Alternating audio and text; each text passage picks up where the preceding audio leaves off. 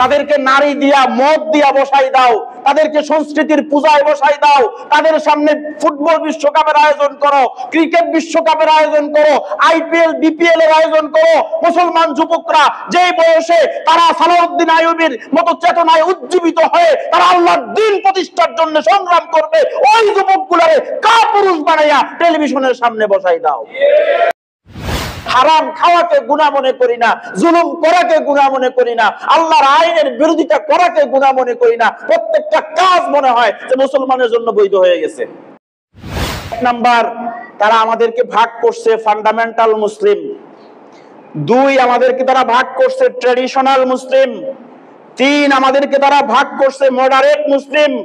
চার, আমাদেরকে তারা ভাগ করছে সেকুলার মুসলিম। নেক কাজ, ভালো কাজ তোমাদেরকে আনন্দিত করে, আর গুনাহের কাজ তোমাদেরকে দুঃখিত করে, তোমাদেরকে কষ্ট দেয়। ধরে নেওয়া যায় তোমাদের ভিতরে কি আছে? ঈমান আছে। আমি আমার গুনাহকে, আমি আমার নাফরমানিকে সাবিত করার জন্য আমি অন্য কাউকে উদাহরণ টানতেছি, যুক্তি তর্ক দাঁড় করাচ্ছি, অথচ আল্লাহর কালামের সম্পূর্ণ মুখালেফ বিরুদ্ধচারণ আমি করতেছি। এরা ঈমানদার বলে? সম্মানিত উপস্থিতি, রাসূল করিম সাল্লাল্লাহু আলাইহি ওয়াসাল্লামের একখানা হাদিস, ওয়ান আবি হুরায়রা রাদিয়াল্লাহু আনহু قال قال رسول الله صلى الله عليه وسلم بادروا بالأعمال। আল্লাহ রাসূল সাল্লাল্লাহু আলাইহি সাল্লাম বলেছেন, তোমরা নেক আমলের ব্যাপারে সতর্ক হও, নেক আমলের ব্যাপারে তোমরা সচেষ্ট হও। ফিতনাতান কাকিতাইল লাইল মুজলিম, অচিরেই এমন ফিতনা তোমাদের উপরে ঝেঁকে বসবে যেমন অমানিসার অন্ধকার দিনকে ঢেকে বিশাল অন্ধকারে নিমজ্জিত করে, ঠিক তেমনি করে এমন ফিতনা তোমাদেরকে ঢেকে ফেলবে। আল্লাহ রাসূল বলেন, যার ফলশ্রুতিতে ইউসবিহুর রাজুলু মুমিনান, ব্যক্তি তার প্রভাত করবে, সকাল করবে ঈমানদার অবস্থায়, অর্থাৎ সে সকালবেলায় ঘুম থেকে যখন জাগ্রত হবে তখন ব্যক্তি মুমিন থাকবে। ওয়ায়ুমসি কাফিরান, আর যখন সন্ধ্যা হবে, তার জীবনে সন্ধ্যা ঘনিয়ে আসবে, ওই সন্ধ্যার সময় ব্যক্তি কাফের হয়ে যাবে। যার সকালটা হবে ঈমান অবস্থায় আর সন্ধ্যা হবে কুফর অবস্থায়, কাফের অবস্থায় ব্যক্তির সন্ধ্যা হবে। আল্লাহ রাসূল বলেন, ওয়ায়ুমসি মুমিনান ওয়ায়ুসবিহু কাফিরান, এমন ব্যক্তি থাকবে যাদের সন্ধ্যাটা হবে ঈমান অবস্থায় আর তার সকালটা হবে কাফের অবস্থায়। আল্লাহ রাসূল বলেন, ইয়াবিউ আহাদুহুম দীনাহু বিআরদিম মিনাদ দুনিয়া, আর ওই সময় অসংখ্য মানুষ যে দুনিয়ার কিঞ্চিত লোভে পড়ে, কিঞ্চিত দুনিয়ার মোহে পড়ে সে তার দ্বীনকে বিক্রি করে দিবে। এমন একটা ফিতনার কথা আজ থেকে প্রায় ১৫০০ বছর আগে রাসূল করিম সাল্লাল্লাহু আলাইহি ওয়াসাল্লাম উম্মতের সামনে উপস্থাপন করেছেন। আমার আপনাদের কাছে প্রশ্ন, আমাদের কি মনে হয় এমন ফিতনা কি আমাদের উপরে আসছে? আমি তো দেখি কোনো সন্দেহ নাই, কোনো সন্দেহ নাই। আজকে দেখেন, কিছু টেস্ট আমরা করি, কিছু পরীক্ষা আমরা করি, দেখা যাক আমরা ওই ঈমানদারের কাতারে আছি কিনা। আমল তো বহুত পরের হিসাব, আগে তো ঈমানদার আছি কিনা, ঈমান ভিতরে আছে কিনা। এক নাম্বার, আল্লাহ রাসূল সাল্লাল্লাহু আলাইহি সাল্লাম বলেছেন, ইজা সাররাতকা হাসানাতুক ওয়া ইজা সাআতকা সাইয়্যাতুক, যখন কোন নেকের কাজ তোমাদেরকে আনন্দিত করে, নেক কাজ, ভালো কাজ তোমাদেরকে আনন্দিত করে, আর গুনাহের কাজ তোমাদেরকে দুঃখিত করে, তোমাদেরকে কষ্ট দেয়, ধরে নেওয়া যায় তোমাদের ভিতরে কি আছে? ঈমান আছে। যেই হারে আমরা নাফরমানি করতেছি, যেই হারে নাফরমানিতে নিমজ্জিত আছি, আমাদের গুনাহকে আজকে আর গুনাহ মনেই হয় না। গুনাহকে গুনাহ মনে হয়? আমাদের আসলাফগণ, আমাদের আকাবেরগণ, তারা যে পরিমাণ তাকওয়ার উপরে ছিলেন, তারা গুনাহকে যে পরিমাণ ভয় করতেন, তারা গুনাহ তো করতেনই না, বরং কোন নফল মুস্তাহাব ছুটে গেলে এই পরিমাণ কান্না করতেন যেন তার সন্তান মারা গেছে। গুনাহ তো করতেনই না, বরং তাদের কোন নফল কিংবা মুস্তাহাব ছুটে গেছে, যেটা না করলে আল্লাহ আযাব দিবেন না, যেটা না করলে আল্লাহ তাদেরকে শাস্তির আওতায় আনবেন না, এই পরিমাণ কান্না করতে থাকে যেন নিজের সন্তান মারা গেছে। সুবহানাল্লাহ। তো ওই তুলনায় আজকে আমরা নেক আমল তো করি না, বরং যে পরিমাণ গুনাহতে নিমজ্জিত আছি, মিথ্যা বলাকে আমরা এখন কোনো পরোয়া করি না, গীবত করাকে গুনাহ মনেই করি না, চোখের গুনাহকে গুনাহ মনে করি না, জবানের খেয়ানতকে গুনাহ মনে করি না, হারাম খাওয়াকে গুনাহ মনে করি না, জুলুম করাকে গুনাহ মনে করি না, আল্লাহর আইনের বিরোধিতা করাকে গুনাহ মনে করি না। প্রত্যেকটা কাজ মনে হয় যে মুসলমানের জন্য বৈধ হয়ে গেছে। করছি কিনা আমরা এগুলো? তাহলে বুঝতে হবে এই যে গুনাহ মনে করি না, গুনাহ যে মনে হয় না, এটাই ঈমানের অনুপস্থিতি। এটাই বোঝা যায় ভিতরে ঈমান নাই, ভিতরে ঈমান নাই। আর আরেকটা জিনিস খেয়াল রাখার বিষয়, কোন লোহাতে কিংবা কোন ধাতব পদার্থে যদি মরচে পড়ে আর যথা সময়ে এই মরচেটাকে আপনার পরিষ্কার করে নতুন করে আবার রং দেওয়া না হয়, লম্বা সময় যদি ওই মরচেটা ওই ধাতব পদার্থের উপরে লেগে থাকে, একটা পর্যায়ে ওই সম্পূর্ণ পদার্থটাকে মরচে খেয়ে ফেলে। এটা আর কোনো কাজে লাগে না, দেখবেন ধরলে ভেঙে যাচ্ছে, টিপ দিলে ভেঙে যাচ্ছে, এমন হয় না? লম্বা সময় এটার মধ্যে মরচে পড়েছিল, মরিচা পড়েছিল, যার কারণে এটার টেম্পার শেষ, এটার কোয়ালিটি শেষ, এটা দিয়ে কোনো কাজ যেমন হয় না। কোন গুনাহ করা কুফরি না, আপনি কবিরা গুনাহ করলে কুফরি হয় না, কবিরা গুনাহ হয়। কিন্তু লম্বা সময় যখন কোন মানুষ কোন গুনার সাথে লিপ্ত থাকে, গুনার সাথে জড়াই থাকে, ওই মরিচার মতো, মরিচা যেমন টিনের মধ্যে, লোহার মধ্যে লম্বা সময় লেগে থাকলে ওই লোহাকে টিনকে শেষ করে দেয়, কাজের বাহির করে দেয়, এটাকে অপ্রয়োজনীয় করে তোলে। ঠিক তদ্রূপ কোন ঈমানদার লম্বা সময় কোন গুনার সাথে মজে থাকলে, গুনার সাথে লেগে থাকলে, একটা পর্যায়ে এই গুনাহটাই তার ঈমানটুকু ধ্বংস করে দেয়। ওই যে এক সময় আর গুনাহ মনে হয় না, এক সময় গুনাহ মনে হয় না। আর আমরা তো এই পরিমাণ বিদ্রোহী হয়েছি, আমরা এই পরিমাণ আল্লাহর কালামের সাথে বিরোধিতা করতেছি, গুনাহ তো করছি, বরং নিজের গুনাহকে সাবেত করার জন্য, নিজের গুনাহকে প্রতিষ্ঠা করার জন্য আমরা উল্টা যুক্তি, তর্ক এবং ঝগড়ায় পর্যন্ত নিমজ্জিত হই। হুজুর, আমি ব্যক্তিগত খাইলে সুদ, আর ব্যাংকে যে ওরা করে এটা সুদ না। কত বড় নির্লজ্জ বেহায়া! আর ওইটারে হালাল তো কেউ বলে নাই, কেউ বলছে? ওইটারে কি হালাল কেউ বলছে? নিজের এই হারামকে, নিজের গুনাহকে সাবেত করার জন্য ওই আরেকজনের উদাহরণ দেয়। আমি করলে গুনাহ, দুনিয়া সবাই যে করতেছে। লজ্জিত হওয়ার কথা ছিল, হায় আমি আমার রবের সামনে আমাকে একাই দাঁড়ানো লাগবে। আল্লাহ কি কিয়ামতের দিন গোটা পৃথিবীবাসীর ব্যাপারে আমারে জিজ্ঞেস করবে, নাকি আমাকে আমার ব্যাপারে জিজ্ঞেস করবে? বলেন, সেদিন তো আমাকে আমার রবের সামনে একাই দাঁড়ানো লাগবে। আমি ওই সময়কে ভয় করছি না, বরং আমি আমার গুনাহকে, আমি আমার নাফরমানিকে সাবেত করার জন্য আমি অন্য কাউকে উদাহরণ টানতেছি, যুক্তি তর্ক দাঁড় করাচ্ছি, অথচ আল্লাহর কালামের সম্পূর্ণ মুখালেফ বিরুদ্ধচারণ আমি করতেছি। এরা ইমানদার বলে? ইমানদার কি তারে বলে যে আল্লাহর কালামের সঙ্গে বিদ্রোহ করে, যে আল্লাহর আইনের সঙ্গে বিদ্রোহ করে? তারে তো ইমানদার কয় না। ইমানদার তো ওই ব্যক্তি, আল্লাহ রাব্বুল আলামিন তো কোরআনে বলেছেন, দেখো দেখো দেখো, উদাহরণ তাদের মতো হও যাদের সামনে যখন আল্লাহ রাসূল সাল্লাল্লাহু আলাইহি সাল্লামের কাছে যখন আয়াতগুলো নাজিল হতো, তো রাসূলের সাহাবায়ে কেরাম, রাসূলের সাহাবীরা একটা কথাই শুধু বলতেন, সামিনা ওয়া আতানা, সামিনা ওয়া আতানা। ও আল্লাহ রাসূল, আমরা শুনলাম আর মেনে নিলাম, এখানে আর যুক্তি তর্কের কিচ্ছু নাই। সুবহানাল্লাহ। তো সাহাবীদের চরিত্র, ইমানদারের চরিত্র। গুনাহ করি, উল্টা নিজেরে প্রতিষ্ঠিত করার জন্য যুক্তি তর্ক পেশ করি, ঝগড়া করি, প্রয়োজনে হুজুর এই কথা কইলো কি লাগা হুজুর খেদাও, আছে না নাই? তারপরে আমি আমার গুনার উপরে, আমার জুলুমের উপরে আমি অবিচল থাকবো। আছে এরকম বহুত। গুনাহ ছাড়তে নারাজ, আবার নাম করে কি মুমিন, ইমানদার নাম করে। এটা হচ্ছে একটা দিক দেখালাম। নিজেকে একটু টেস্ট করেন, একটু নিজেকে পরীক্ষা করেন যে আসলেই আমি ইমানদার আছি কিনা। নিজের পরীক্ষাটা নিজের কাছেই। আর ইমানদার থাকলেও কতটুকু ইমানের অধিকারী, কতটুকু ইমানের অধিকারী। হায় হায়, হযরত আলী রাদিয়াল্লাহু তাআলা আনহু, আল্লাহু আকবার, সাহাবীদের ঈমান ছিল পাহাড়ের চেয়েও শক্তিশালী, পাহাড়ের চেয়েও বিশাল ঈমানের অধিকারী ছিলেন সাহাবায়ে কেরাম। এরকমও বলা হয়েছে প্রয়োজনে পাহাড়কে তুমি ঠেলে সরাতে পারবা, কিন্তু একজন সাহাবীকে ঈমান থেকে সরিষা পরিমাণ সরানো সম্ভব না। এটা ছিল সাহাবায়ে কেরামের ঈমান।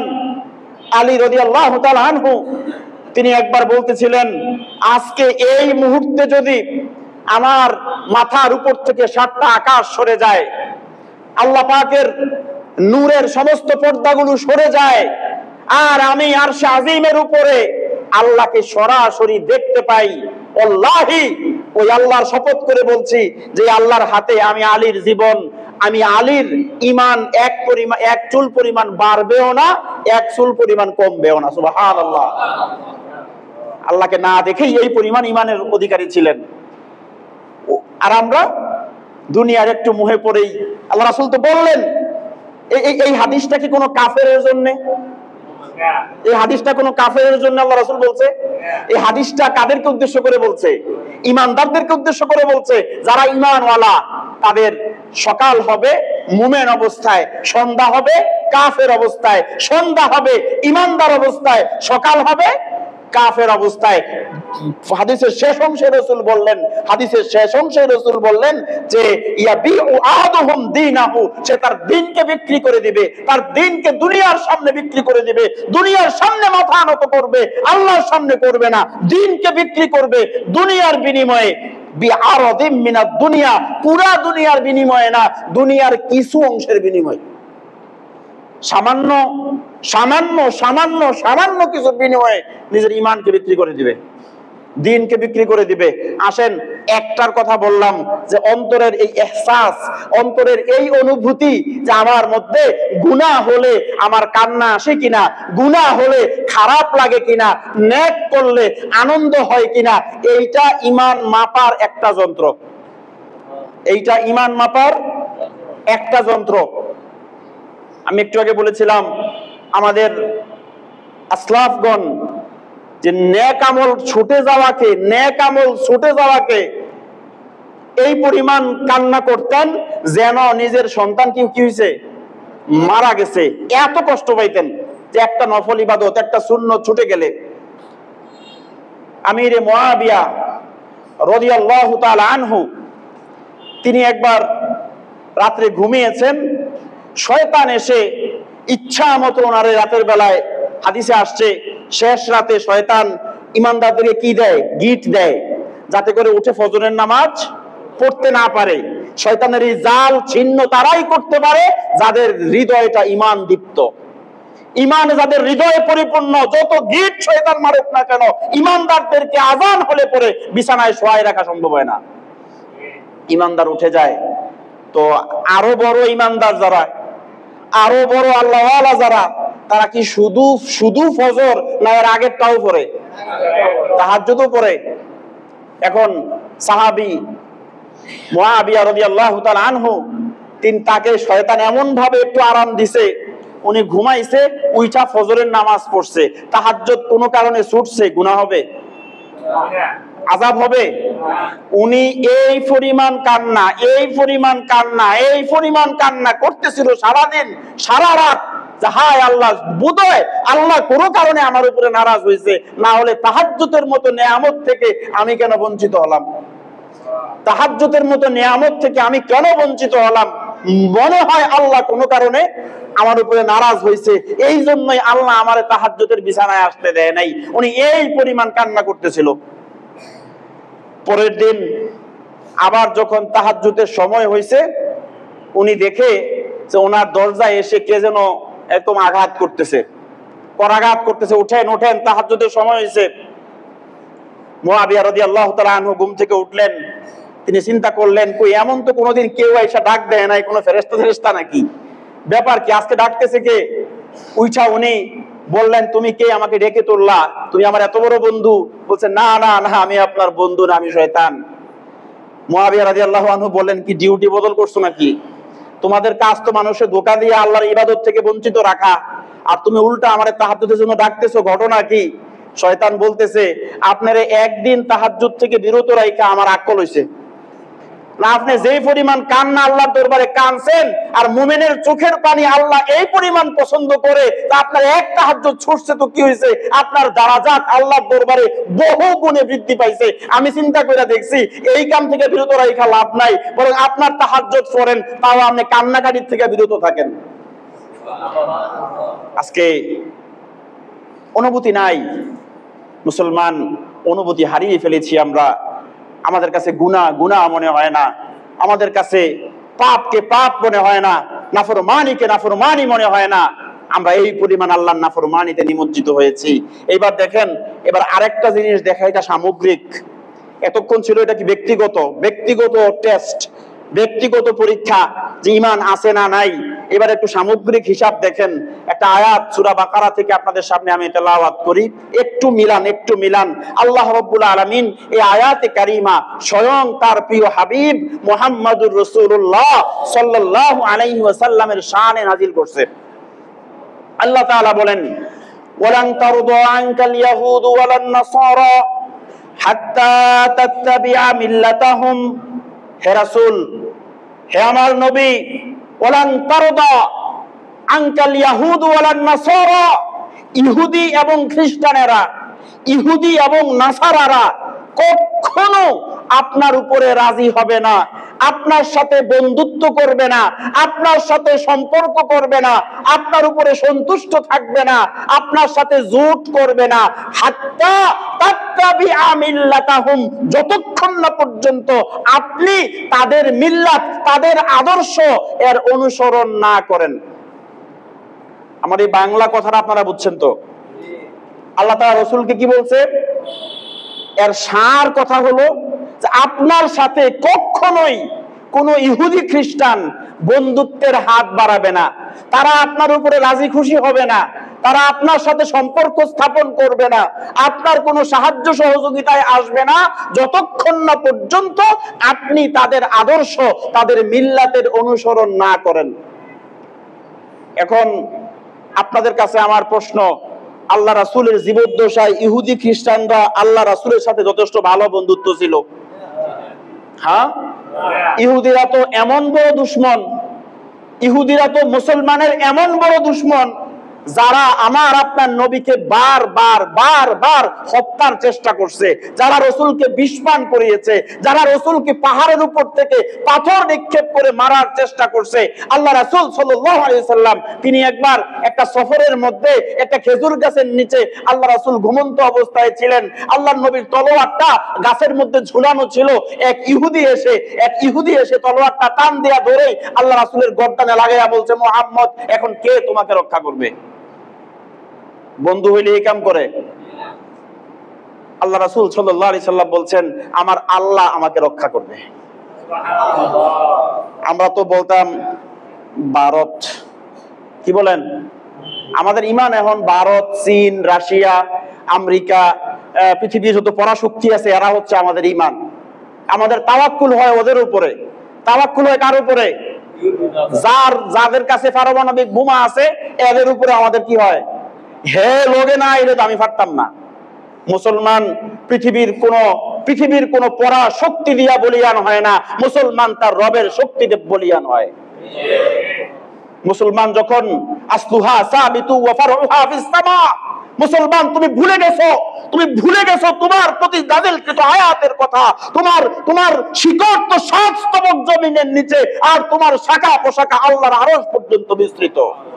মুখের ফুৎকার দিয়ে মুসলমান তোমাকে আর জমিন থেকে তুলে দেয়া যাবে না, মুখের ফুৎকার দিয়ে ইসলামকে নিভাই দেয়া যাবে না। এই আয়াত তো ১৫০০ বছর আগে আল্লাহ রাব্বুল আলামিন নাজিল করেছেন। ইউরিদুনা লিউতফিউ নূরাল্লাহি বিআফওয়াহিহিম আল্লাহু মুতিম্মু নূরিহি ওয়ালাউ কারিহাল কাফিরুন। তারা মুখের ফুৎকার দিয়া এই ইসলামের নূরকে নিভাই দিতে চায়, আর আল্লাহ বলতেছেন আল্লাহু মুতিম্মু নূরিহি, আর আল্লাহ তার নূরকে পূর্ণতা দান করে দেয়।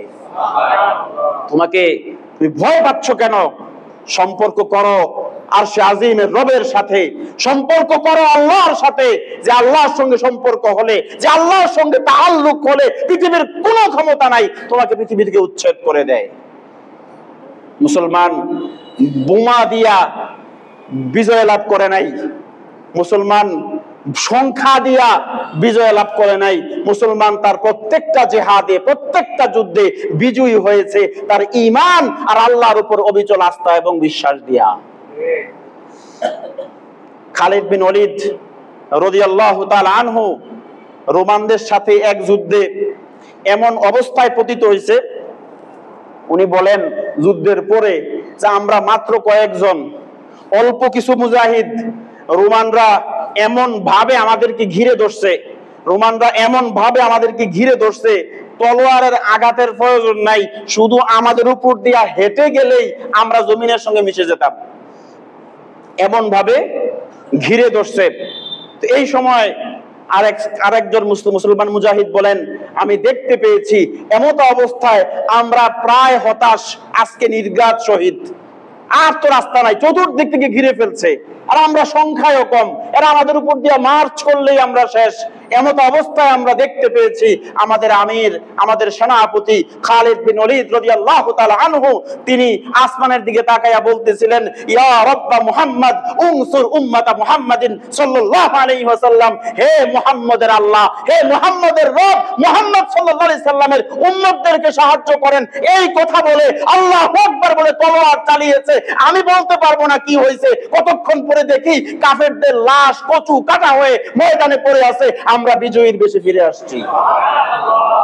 মুসলমান সংখ্যা এবং বোমার উপরে কি করে না, তাওয়াক্কুল করে না। ঈমান যদি ঠিক হয়, ঈমান যদি থাকে, আল্লাহর প্রতি যদি অবিচল আস্থা এবং বিশ্বাস থাকে, তো রব্বুল আলামিন তো কোরআনে ঘোষণা শুনিয়েছেন, ওয়ালা তাহজানু ওয়ালা তাহিনু ওয়ালা তাহজানু ওয়া আনতুমুল আলাউনা ইন কুনতুম মুমিনিন, যদি মুমিন হও কোনো দুশ্চিন্তা নাই, কোনো ভয় নাই, ওয়া কানা হাক্কান আলাইনা নাসরুল মুমিনিন, মুমিনদেরকে সাহায্য করা আল্লাহর উপরে ওয়াজিব হয়ে যায়। আর আরশে আজিম থেকে যে সাহায্য আসে, কোন কাফেরের পক্ষে ওই সাহায্যের বিপরীতে দাঁড়ানো সম্ভব না। সম্মানিত উপস্থিতি, যে কথাটুকু বলতেছিলাম যে ওই অবস্থায় আমরা কি করতাম, সাহায্য চাইতাম কার কাছে, দুনিয়ার কারো কাছে। আল্লাহ রাসূল সাল্লাল্লাহু আলাইহি সাল্লাম বললেন, আমার আল্লাহ আমাকে কি করবে, মনে আছে তো কথা, ইহুদি তলোয়ার হাতে নিয়ে দাঁড়াইছে, নাঙ্গা তলোয়ার, আল্লাহ রাসূল নিরস্ত্র, সঙ্গে সঙ্গে ইহুদির হাতে কম্পন সৃষ্টি হয়েছে, হাত থেকে তলোয়ারটা পড়ে গেছে। আল্লাহ রাসূল এইবার তলোয়ারটা হাতে নিয়ে বলছে, এইবার তোমারে কে বাঁচাবে।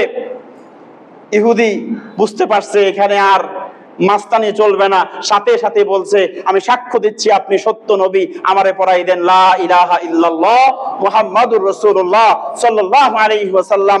ইহুদিরা বারবার আমার আপনার রাসূলকে হত্যার চেষ্টা করছে, তার মানে যেহেতু আমার আপনার নবীর সাথে এদের দুস্তি হয় নাই, আমাদের সাথে দুস্তি হওয়া সম্ভব।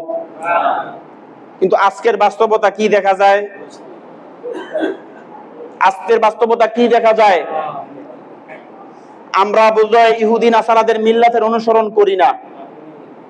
কথা বলেন না কেন? করি। যার কারণে ইহুদিদের মতো আমাদের ছেলেদের চুল, নাসারাদের মতো আমাদের ছেলেদের পোশাক, এদের কৃষ্টি, এদের কালচার, এদের সংস্কৃতি, এদের আদর্শ, বরং শুধু তা না, ইউরোপ আমেরিকা আজকে আমাদের যুবকদের স্বপ্ন। বুঝেন নাই? আর সারা মুসলিম সাম্রাজ্যে রিজিকে ঠাড়া পড়ছে, রিজিকে কি পড়ছে, ঠাড়া পড়ছে। ইউরোপ আমেরিকা আমাদের স্বপ্ন, আমাদের স্বপ্ন ওগুলো। হায় মুসলমান, ততক্ষণ পর্যন্ত ইহুদি খ্রিস্টানরা তোমাদের সাথে বন্ধুত্ব করবে না যতক্ষণ না তোমরা এদের মিল্লাতকে মেনে নাও। আজকের অবস্থানে বোঝা যায় যে আজকে ইহুদি খ্রিস্টানরা আমাদের উপরে আসলে সন্তুষ্ট, কারণ এরা এদের কূট কৌশল, এরা এদের চক্রান্তের জাল পরিপূর্ণভাবে আমাদের উপরে বিছাতে সক্ষম হয়েছে। ব্যাখ্যা করব, একটু ব্যাখ্যা করলে বুঝে আসবে, একটু মিলান, কারণ কথাগুলো বলা হচ্ছে এমনি না, নিজেকে একটু সংশোধনের আশায়, কি বলেন, নিজেদেরকে সংশোধনের আশায়, ঈমান ও ইসলাম হেফাজতের আশায় তো কথাগুলি বলা হচ্ছে। একটু মিলান। আমাদের মুসলমানদেরকে গোটা পৃথিবীর মুসলমানদেরকে র্যান্ড কর্পোরেশন নামে আমেরিকাতে একটা কর্পোরেশন আছে, এদের কাজই হচ্ছে কোন কোন পদ্ধতি আবিষ্কার করলে ইমানদারের ইমান হরণ করা যায়। আপনি ভাইবেন না যে এরা বসে আছে আপনারে আমারে জঙ্গি ট্যাগ দিয়া, জেহাদি ট্যাগ দিয়া, এই করে সেই করে আপনাকে আমাকে জেহাদ থেকে বঞ্চিত করেছে। এরা এদের ক্রুসেড আজ পর্যন্ত বন্ধ করে নাই। এরা এক সময় সরাসরি তরবারি নিয়ে যুদ্ধ করছে, ক্রুসেড চালাইছে। এই ক্রুসেডে তারা কখনোই সালাউদ্দিন আইয়ুবীর মতো বীরদের সামনে খ্রিস্টানরা দাঁড়াতে পারে নাই। তারা চিন্তা করলো এইভাবে সম্ভব না, ওই পুরনো নীতি মুসলমানদেরকে তাদের চরিত্র থেকে, তাদের আদর্শ থেকে বিচ্যুতি ঘটাও, তাদেরকে তাদের চরিত্রে কলঙ্ক লেপন করো, তাদেরকে দুনিয়ার ভোগ বিলাসিতায় মত্ত করো, তাদেরকে নারী দিয়া মদ দিয়া বসাই দাও, তাদেরকে সংস্কৃতির পূজায় বসাই দাও, তাদের সামনে ফুটবল বিশ্বকাপের আয়োজন করো, ক্রিকেট বিশ্বকাপের আয়োজন করো, আইপিএল বিপিএল এর আয়োজন করো। মুসলমান যুবকরা যেই বয়সে তারা সালাউদ্দিন আইয়ুবীর মতো চেতনায় উজ্জীবিত হয়ে তারা আল্লাহর দ্বীন প্রতিষ্ঠার জন্য সংগ্রাম করবে, ওই যুবকগুলোরে কাপুরুষ বানাইয়া টেলিভিশনের সামনে বসাই দাও। এরা এরা চারটা মূলনীতি আমি একটা একটা করে আপনাদের সামনে উপস্থাপন করতেছি। এক নাম্বার, তারা আমাদেরকে ভাগ করছে ফান্ডামেন্টাল মুসলিম। দুই, আমাদেরকে তারা ভাগ করছে ট্রেডিশনাল মুসলিম। তিন, আমাদেরকে তারা ভাগ করছে মডারেট মুসলিম। চার, আমাদেরকে তারা ভাগ করছে সেকুলার মুসলিম। কয় শ্রেণী হইল? Fundamental, traditional, moderate, secular. কয়টা? চারটা ভাগে এরা গোটা পৃথিবীর সমস্ত মুসলমানকে ভাগ করছে। এইবার এরা দেখছে এই চার ভাগের মুসলমানদের ভিতরে কাফের মুশরিকদের জন্য সবচেয়ে বেশি খতরনাক, সবচেয়ে বেশি ভয়ানক হচ্ছে ফান্ডামেন্টাল মুসলিম। আর আমাদের দেশের কিছু বাঙ্গু নাস্তিকরা এইটার নাম দিছে মৌলবাদী। কি নাম দিছে? মৌলবাদী নাম দিছে। ফান্ডামেন্টাল মুসলিম কারা? যাদের উদাহরণ হচ্ছে স্বয়ং আল্লাহর নবীর সাহাবায়ে কেরাম, যাদের বুকের তাজা রক্ত যাবে, জীবন যাবে, সন্তান যাবে, যারা আল্লাহ এবং তার রাসূলের আদর্শ থেকে এক চুল পরিমাণ বিচ্যুত হবে না। এটা হচ্ছে ফান্ডামেন্টাল মুসলিম। যারা নিজের জীবন যাবে, ঘর যাবে, বাড়ি যাবে, প্রয়োজনে হিজরত করবে, সব ছেড়ে, কিন্তু ইসলামের এক চুল পরিমাণ ছাড় দিতে এরা রাজি নয়। এরা হচ্ছে ফান্ডামেন্টাল মুসলিম। এরা হচ্ছে এক নাম্বার শত্রু তাদের। তারা চিন্তা করছে যদি এই ধরনের মুসলমান পৃথিবীতে থাকে তাইলে এরা আমাদের এই বুলানো মৌলবাদ, জঙ্গিবাদ, এগুলোর পরোয়া তারা করবে না। এরা কি সরকার কি সরকার না এগুলোর পরোয়া করবে না। তাদের চাওয়া একটাই হবে, ইনিল হুকমু ইল্লা লিল্লাহ, জমিন আল্লাহর, আইনও আল্লাহর। তারা জমিনে ঝাঁপাই পড়বে, যুদ্ধ করবে, জিহাদ করবে। এরা হচ্ছে এদের এক নাম্বার শত্রু। ঠিক পৃথিবীর আজকের সময়ে পৃথিবীর যেই যেই জায়গাগুলোতে মুসলমানদের উপরে আক্রমণ হচ্ছে, কাফেরদের থেকে সরাসরি বোম নিক্ষেপ হচ্ছে, আক্রমণ হচ্ছে, হত্যা করা হচ্ছে, জুলুমের শিকার করা হচ্ছে, ধরে নেন এরা হচ্ছে আজকের ফান্ডামেন্টাল মুসলিম। টার্গেট করেই মারতেছে। আফগানিস্তানকে শেষ করার চেষ্টা করে নাই? আপনার কি মনে হয় ওরা আমাদের মতো মুসলমান? দুনিয়ার কোন পরাশক্তিকে ওরা পরোয়া করে নাই। রাশিয়ার মতো শক্তিকে পরাভূত করছে। আমেরিকা চরম চোপের আঘাত খেয়ে 20 বছর যুদ্ধ করে পরাজয়ের নতি স্বীকার করে আফগানিস্তানের ময়দান থেকে পালাতে বাধ্য হয়েছে। এরা ফান্ডামেন্টাল মুসলিম। এরা জীবন যাবে, সব যাবে, কিন্তু আল্লাহর কোরআনের শরিয়ার এক চুল পরিমাণ এরা ছাড়তে নারাজ। ওদের উপর আক্রমণ হয়েছে। বর্তমান যে প্যালেস্টাইন, আপনি কি দেখছেন এই পরিমাণ বোমা মাটিতে গুড়িয়ে দেওয়া হয়েছে? বোমার সঙ্গে মানুষ পর্যন্ত আকাশে উঠতেছে। বাচ্চা শিশুগুলো অনাথ হয়ে রাস্তায় রাস্তায়, পেটের মধ্যে খাবার নাই। কালকে একটা শহীদ দেখলাম ফিলিস্তিনের, তার পকেটের ভিতরে কিছু ডাল, কিছু মসুরের ডাল আর কিছু চাল পাওয়া গেছে।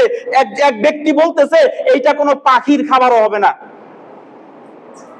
অথচ এদের ছোট্ট ছোট্ট বাচ্চাগুলোর সামনে যখন সাংবাদিকরা ক্যামেরা ধরছে, মাইক্রোফোন ধরছে, বাচ্চাগুলোর বক্তব্য দেখছেন? বক্তব্য দেখছেন বাচ্চাগুলোর? কি পরিমাণ ইমানের জোশ বানিয়ে বক্তব্য দিচ্ছে। এরা ফান্ডামেন্টাল মুসলিম, জীবন যাবে তো আল্লাহর রাহে যাবে, আল্লাহর বিধানের এক চুল পরিমাণ এরা ছাড়তে নারাজ।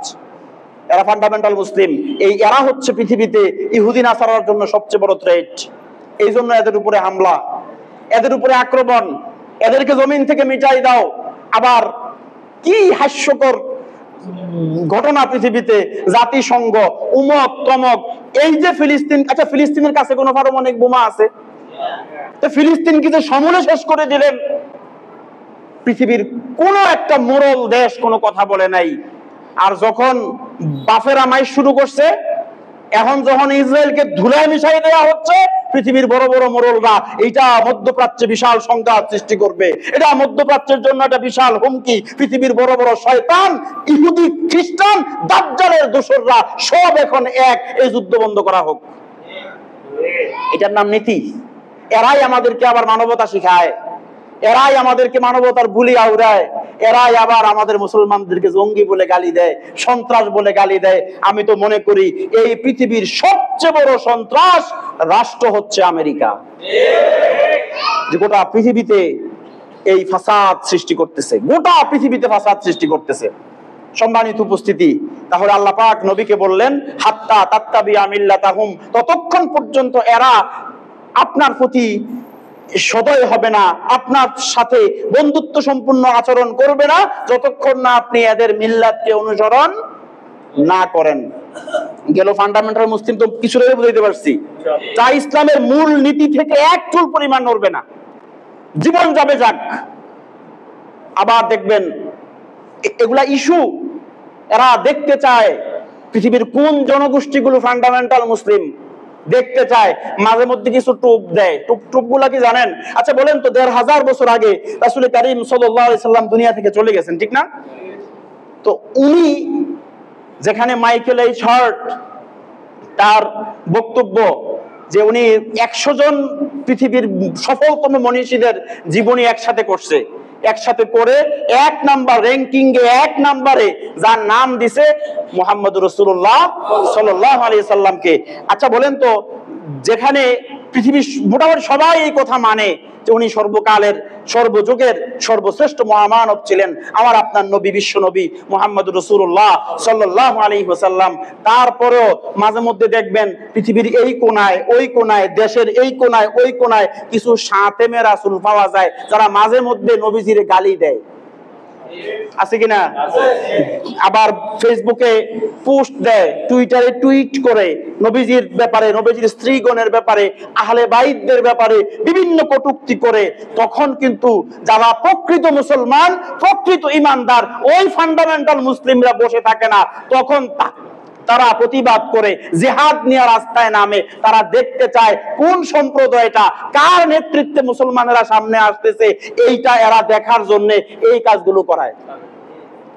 সম্মানিত উপস্থিতি, ২ নাম্বার ট্রেডিশনাল মুসলিম, এটা হচ্ছে বেশিরভাগ ক্ষেত্রেই বর্তমান সময়ের আলেম ওলামা, যারা আল্লাহ বিল্লাহ একটু বেশি করে, যারা ক্বালান নবী সাল্লাল্লাহু আলাইহি ওয়াসাল্লাম, ক্বালা আল্লাহু তাআলা, এই হাদিসের দর্শ, তাদরিস, কোরআনের তাফসীর এগুলো নিয়ে আসে, এরা হচ্ছে ২ নম্বরের ট্রেডিশনাল মুসলিম।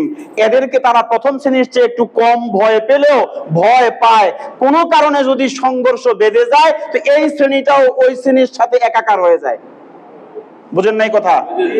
এমনিতে কোনো সাধারণ কোনো আলেম ওলামা কোন জেহাদ বা যুদ্ধে সরাসরি জড়ায় না, কোনো কারণে লাইগে গেছে, তখন কি আমরা বসে থাকবো? তো এইটারেও তারা কি মনে করে? থ্রেট মনে করে। ৩ নাম্বার আসেন মডারেট মুসলিম। এই সংখ্যাটা আজকের পৃথিবীতে সবচেয়ে বেশি। মডারেট মুসলিম দেখবেন যে আইসা ইসলামটা একটু কাটছাট করে, নিজের সুবিধা মতো দিন মানে, নিজের, যেমন কয়দিন আগে কুরবানি গেল না, এই ক্ষেত্রে দেখবেন যে তৌফিক না থাক, তৌফিক কুরবানি নাই, প্রয়োজনে সুদে টাকা আনছে তারপরে কুরবানি দিছে, কিস্তিতে টাকা তুললে কুরবানি দিছে, এমন নজির আছে না নাই?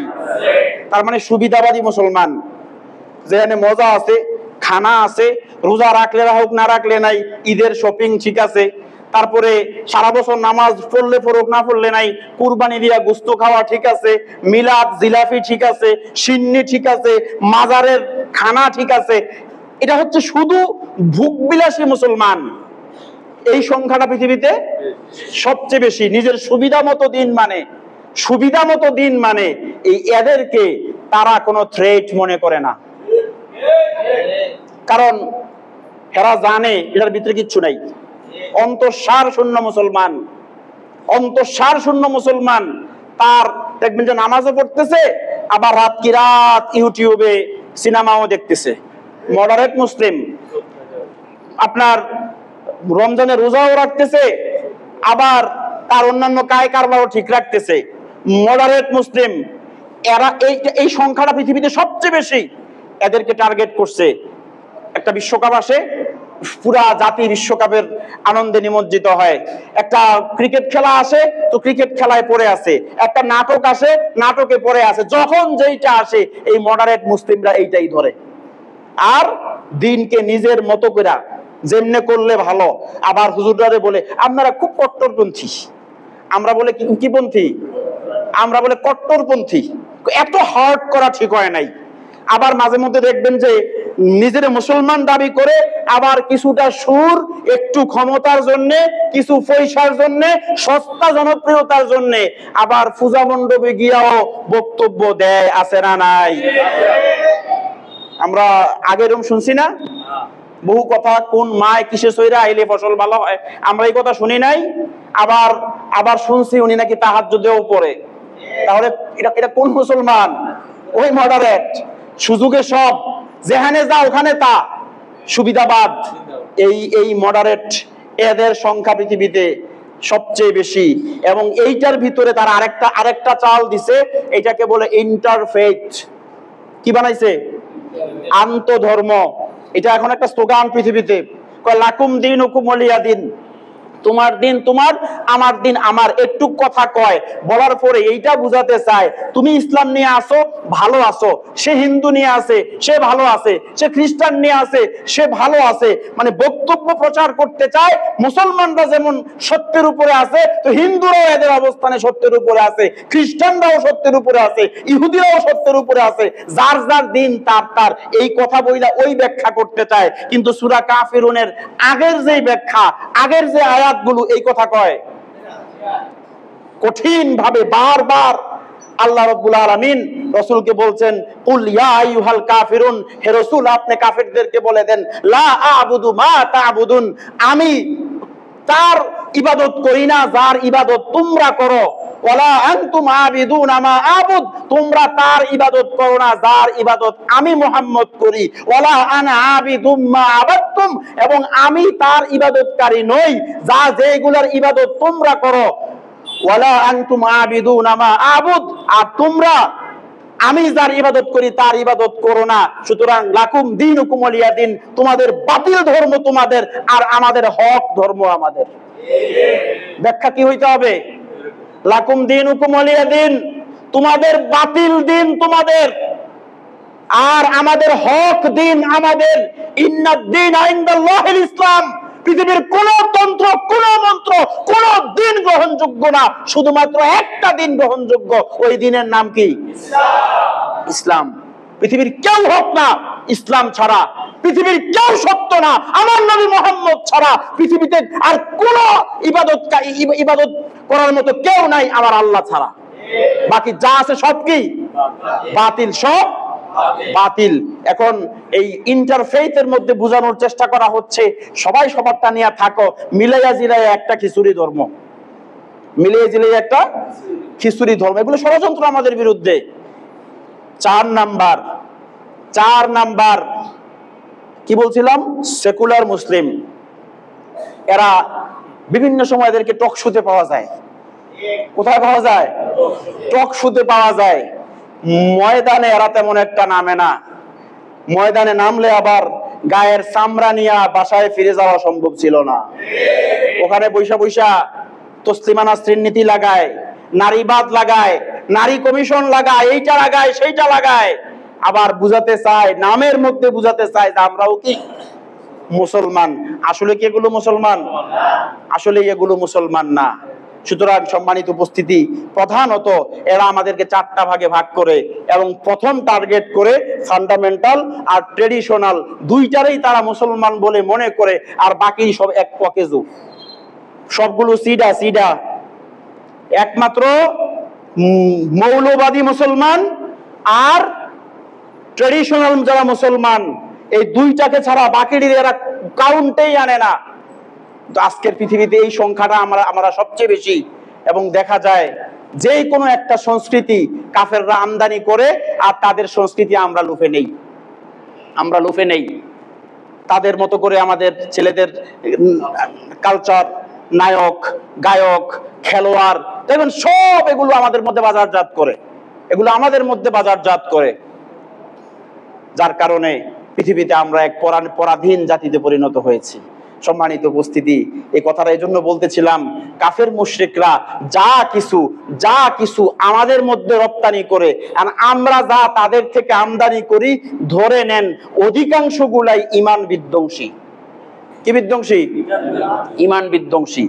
এদের টার্গেট একটাই, এবং শয়তানেরও টার্গেট একটাই, আমাদেরকে কি হারা করা? ইমান হারা করা। আমাদেরকে ইমান হারা করা। আল্লাহ রাব্বুল আলামিন পবিত্র কোরআনুল কারীমে ঘোষণা করেছেন, ইয়া আইয়ুহাল্লাযীনা আমানু, দেখেন স্বয়ং নবীকে বলতেছে, স্বয়ং ইয়া আইয়ুহান নাবিয়্যু, হে নবী, লা তুতিল কাফিরিনা ওয়াল মুনাফিকিন, হে রাসূল আপনি কখনো কোন কাফেরদের এবং মুনাফিকদের আনুগত্য আপনি করবেন না। স্বয়ং নবীকে বলতেছে। আমরা কাদের আনুগত্য করতেছি? ইহুদি খ্রিস্টানদের আনুগত্য করতেছি। মুসলমান যদি আপনাকে আমি জিজ্ঞেস করি আপনার আদর্শ কোথায়, আপনাকে আমি প্রশ্ন করি, আলোচনার একদম শেষ প্রান্তে এসে, মুহাম্মদ সাল্লাল্লাহু আলাইহি ওয়াসাল্লাম তিনি যখন দুনিয়া থেকে বিদায় নিবেন, বিদায় হজের ভাষণে প্রায় সোয়া লাখ সাহাবীকে সামনে রেখে, একদিন তো আল্লাহ রাসূল হেরা গুহা থেকে এই আলোকবর্তিকা নিয়ে হেরা গুহা থেকে উম্মতের সামনে এসেছিলেন। কেউ ছিল না, গোটা পৃথিবী শিরক এবং কুফুরে নিমজ্জিত ছিল, পাশে দাঁড়ানোর মতো কেউ ছিল না। এসে বিবি খাদিজাকে দাওয়াত দিয়েছেন, কাছের বন্ধু আবু বকরকে দাওয়াত দিয়েছেন, 2 জন দিন গ্রহণ করেছে। এই গোটা পৃথিবীতে নবীজির সাথে আর 2 জন মাত্র মুসলমান পৃথিবীতে দিন ছড়াতে লাগলো। বহু নিপীড়ন, বহু অত্যাচার, নির্যাতন, শাহাদাত ভোগ করার পরে হিজরত করলেন, তারপরে বদর হলো, উহুদ হলো, বিভিন্ন যুদ্ধের পরে আল্লাহর নবী আবার বিজয়ীর বেশে মক্কায় প্রবেশ করলেন। যখন নবীজির ইন্তেকালের সময় আসন্ন, তার আগের যে হজ ছিল, বিদায় হজের ভাষণে সোয়া লাখ সাহাবীকে সামনে রেখে আল্লাহ রাসূল জিজ্ঞেস করেছিলেন, হাল বাল্লাগতুর রিসালা, ও আমার জাতি, ও আমার সাহাবীরা, ও মুসলমানেরা, তোমরা বলো আল্লাহ যেই দায়িত্ব আমার উপরে অবতরণ করেছিল, যে দায়িত্ব আমার উপরে অর্পণ করেছিল, আমি কি সেই দায়িত্ব পালন করতে পেরেছি? আমি কি রিসালাতের দায়িত্ব তোমাদের কাছে পৌঁছে দিতে পেরেছি? এই কথাটা যখন রাসূল বললেন, সমস্ত সাহাবীরা এক বাক্যে বলেছিলেন, হ্যাঁ ইয়া রাসূলুল্লাহ, আপনি আপনার দায়িত্ব সম্পূর্ণরূপে পালন করেছেন। এই কথা শোনার পরে আল্লাহ রাসূল আসমানের দিকে আঙ্গুল তুলে বলেছেন, আল্লাহুম্মা আনতা শাদ, হে আল্লাহ আপনি সাক্ষী থাকেন, হে আল্লাহ আপনি সাক্ষী থাকেন, হে আল্লাহ আপনি সাক্ষী থাকেন, আমি আমার দায়িত্ব পালন করেছি। ও মুসলমান, যখন রাসূল দুনিয়া থেকে বিদায় নেন, তিনি শুধুমাত্র একজন আল্লাহর মেসেঞ্জার, একজন বার্তাবাহক, একজন নবী ছিলেন না, এই মদিনার রাষ্ট্রপ্রধানও তিনি ছিলেন। সর্বশেষ আমি আর 5টা মিনিট কথা বলে ছেড়ে দিব। যখন তিনি বিদায় নেন, তিনি শুধু একজন নবী হিসাবে বিদায় নিয়েছেন না, একজন মদিনার রাষ্ট্রপ্রধান, ইসলামী রাষ্ট্রের প্রধান হিসাবে বিদায় নিয়েছেন। তাহলে ওই অবস্থায় তিনি উম্মতকে রেখে গিয়েছেন যে গোটা উম্মত একটা বিজয়ী উম্মত। কুফর, শিরিক মিশ্রিত রাষ্ট্র সমাজ ব্যবস্থার মূল উৎপাটন করে তাওহীদ আর আল্লাহর কোরআন ভিত্তিক একটা সমাজ, একটা রাষ্ট্র ব্যবস্থা কায়েম করেই সফলতার সাথে আল্লাহ রাসূল দুনিয়া থেকে বিদায় নিয়েছেন। তাহলে আমাদেরকে যে অবস্থা রেখে গেছেন, পরাজিত না বিজয়ী? ওনার ইন্তেকালের পরে এমন ব্যক্তিদেরকে নেতা হিসেবে আমাদের জন্য রেখে গিয়েছেন, যিনি সাইয়্যিদুনা সিদ্দিক আকবর আবু বকর রাদিয়াল্লাহু তাআলা আনহুর মতো খলিফা আমাদের জন্য রেখে গিয়েছেন, যার ইন্তেকালের পরে ওমরে ফারুক আজম, যিনি নবীর পরে কেউ নবী হলে আল্লাহ তাকে নবী বানাতেন, এমন একজন ব্যক্তিকে আমাদের জন্য আমির হিসাবে, নেতা হিসাবে রেখে গিয়েছিলেন। এমন একজন সেনাপতি দিয়ে গিয়েছিলেন যার রণকৌশল আজকের মডার্ন আমেরিকা, মডার্ন আপনার এই টেকনোলজি পর্যন্ত যার রণকৌশলকে ফলো করে, যার সামনে এই পারস্য, রোম, বাইজান্টাইন সমস্ত ক্ষমতাগুলো, সমস্ত পরাশক্তিগুলো পরাভূত হয়ে প্রত্যেকটা জায়গায় যিনি কালেমার পতাকা পথ করে উড়িয়েছিলেন, খালিদ ইবনে ওলীদ সাইফুল্লাহ, আল্লাহর তরবারি খালিদ ইবনে ওলীদের মতো একজন বীরের আদর্শ তিনি আমাদের সামনে রেখে গিয়েছিলেন। উসমান ইবনে আফফান রাদিয়াল্লাহু তাআলা আনহুর মতো একজন দানশীল সাহাবী, একজন লাজুক সাহাবী আমাদের সামনে রেখে গিয়েছিলেন, যিনি লজ্জাশীলতার এক উদাহরণ ছিলেন। হযরত আলীর মতো একজন বীর এবং একজন আধ্যাত্মিক রাহবার, যিনি আমাদের জন্য কাদিউল কুদা, এত বড় একজন ন্যায় বিচারকের মতো একজন সাহাবী, যিনি আমাদের সামনে আদর্শ হিসাবে রেখে গিয়েছিলেন। আমার প্রশ্ন, এই সবগুলো আদর্শ, সবগুলো ফর্মুলা আমাদের থাকার পরে আমার প্রশ্ন, আমরা কি আজকে বিজয়ী না পরাজিত? এখন যদি প্রশ্ন করি, ঠিক হাদিসের প্রথম অংশ যেটা দিয়ে আজকে শুরু করেছিলাম, মুমিন হবে সকালে, কাফের হবে বিকালে, মুমিন হবে বিকালে, কাফের হবে সকালে, তাহলে এই সবগুলো রেখে যাওয়ার পরে আজকে আমরা নেতা নির্বাচন করতে গিয়া ইমানদারদেরকে করতেছি না ফাসিকদেরকে করতেছি? কোরআনের মতো সংবিধান, কোরআনের মতো আইন, আল্লাহ রাসূলের 23 বছরের রক্ত ঝরা, উহুদের দাঁত শহীদ হওয়া, তায়েফের পাথর খাওয়া, রক্ত ঝরা সাহাবায়ে কেরামের শাহাদাতের বিনিময়ে যে কোরআন তিনি প্রতিষ্ঠিত করলেন, আজকে মুসলমান, আমি শুধু বাংলাদেশের কথা বলতেছি না, গোটা পৃথিবীতে গুনলে 200 কোটি মুসলমানের ভিতরে আপনার 2% মুসলমান পাওয়া যাবে না তারা মন থেকে চায় এই জমিনে শরিয়া আইন বাস্তবায়ন হোক। আপনি বলবেন আমি মুসলমান, শরিয়া আইন বাস্তবায়নের পক্ষে আপনি কোনো কথা বলবেন না, শরিয়া আইনের বিপক্ষে আপনি অবস্থান নেবেন, ফাসিকদেরকে নেতা মানবেন। কে আপনারে মুসলমান বলে? কে আপনারে মুমিন বলে? আপনি মিলান হাদিসের দিকে। আপনি ইমানদার ছিলেন, ইমানের দৌলত আপনাকে আল্লাহ দিয়েছিল, কিন্তু আপনি এই কোরআন ছেড়ে দেওয়ার কারণে, শরিয়ার বিরুদ্ধে অবস্থান করার কারণে, আল্লাহর নবীর আদর্শের বিরুদ্ধে অবস্থান করার কারণে ঈমানটুকু ছিল এটা শয়তান ছিনাই নিয়ে গেছে। ইনশাআল্লাহ সামনের জুমাগুলোতে বিস্তারিত আলোচনা হবে। একটু সাবধান হই, কাউকে ভয় পাওয়ার দরকার নাই। আল্লাহ পাক স্পষ্ট কোরআনে বলেছেন, ফালা তাখাফুহুম ওয়া খাফুনি, তাদেরকে ভয় করো না, ভয় করো আমি আল্লাহরে। ফালা তাখশাউহুম ওয়াখশাউনি, তাদেরকে ভয় পাও না, ভয় পাও কারে? একমাত্র আল্লাহরে। ভয়টা আল্লাহরে করেন, পৃথিবীর কোনো ভয় আর থাকবে না। আল্লাহর উপরে তাওয়াক্কুল করেন, পৃথিবীর কারো উপরে তাওয়াক্কুল করা লাগবে না। ঈমান, কোরআন এবং সুন্নাহকে আঁকড়ে ধরেন, পৃথিবীর কারো আদর্শের প্রয়োজন হবে না। আমরা আবারও ইনশাআল্লাহ এই জমিনে বিজয়ী হব। শর্ত কি? ইনশাআল্লাহ ঈমানদার হওয়া লাগবে। কি হওয়া লাগবে? কি হওয়া লাগবে? কোন কুফরির সাথে আমাদের কোনো সম্পর্ক নাই, শিরকের সাথে আমাদের কোনো সম্পর্ক নাই, কোন মানুষের তৈরি মতবাদের সাথে ঈমানদারের কোনো সম্পর্ক নাই। সম্পর্ক করেন কোরআনের সাথে, সম্পর্ক করেন সুন্নাহর সাথে। নেতা মানেন ওই ব্যক্তিদেরকে যারা আল্লাহ নবীর আদর্শে উজ্জীবিত। ইনশাআল্লাহ ক্ষমতার মালিককে আল্লাহ, এই পৃথিবীর মালিককে বিশ্বাস করেন। শুধুই ভোগ বিলাসিতা আমাদেরকে শেষ করছে, শুধুই দুনিয়ার মোহ আমাদেরকে শেষ করছে। এই আরবদেরকে মন চায়, এদের কান ধরে ধরে বলি, তোমাদের দাদারা যে ইসলামের বীজ বপন করে গিয়েছিল, তোমরা ঠিক মতো পানি দাও নাই বলে ওই গাছের গোড়ায় আজকে ইসলাম নামক ওই বৃক্ষ তোমাদের দেশে মরতে বসেছে।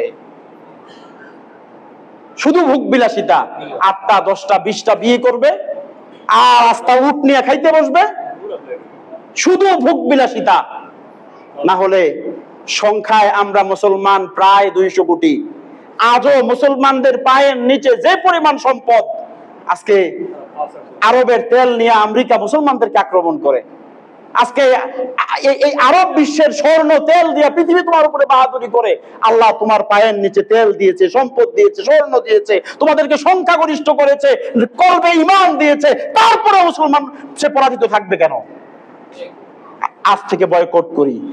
এদের আদর্শ না, আমাদের আদর্শ একজন মুহাম্মাদুর রাসূলুল্লাহ সাল্লাল্লাহু আলাইহি সাল্লাম। এই আদর্শে উজ্জীবিত হই। আল্লাহ সুবহানাহু ওয়া তাআলা আমাদের ঈমানকে আরো শানিত করুন। আগামীর দিনের ফিতনাগুলোকে মোকাবেলা করার জন্য সে পাহাড় পরিমাণ ঈমান আর ঈমানদীপ্ত হৃদয় আল্লাহ আমাদেরকে দান করে দেন। আল্লাহ পাক আমাদের সবাইকে দিনের জন্য কবুল করেন, আমাদের গুনাহগুলি মাফ করেন। আমাদের যারা ইন্তেকাল করেছেন প্রত্যেককে আল্লাহ তাআলা কবুল আর মঞ্জুর করেন। যে মুজাহিদরা আল্লাহর জমিনে আল্লাহর দ্বীন কায়েমের চেষ্টা করতেছে প্রত্যেককে আল্লাহ উত্তরোত্তর সফলতা দান করেন। এই প্রত্যাশা রেখে আজকের আলোচনা শেষ করছি। ওমা আলাইনা ইল্লাল বালাগ।